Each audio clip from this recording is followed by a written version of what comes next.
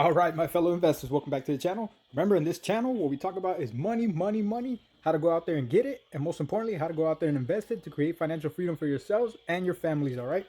In today's video, I'm just going to be providing you a little update here on my Fundrise account.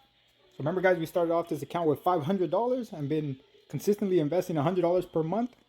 All right, and if you guys watched the previous video, I asked that if you guys wanted to keep it at $100 per month or $200 per month or whatever amount you guys wanted. So the results are in, so we're going to keep it at $100 per month. That's perfectly fine with me because this is going to go ahead and show you how you could grow a small account into something larger, right? So I just want to provide you a little update on the account status here. So we're currently at $4,047.84. Net returns to date, $667. All right, guys, you guys can see 447 have been just from this year alone, okay? All right, so I'll continue to provide you updates on the Fundrise account here. Remember, it's the online real estate platform. If you guys like this content, go ahead and hit the like button for the YouTube algorithm. That way we can share information with as many investors as possible. Remember, guys, we're trying to create financial freedom here. So let's go ahead and do that together.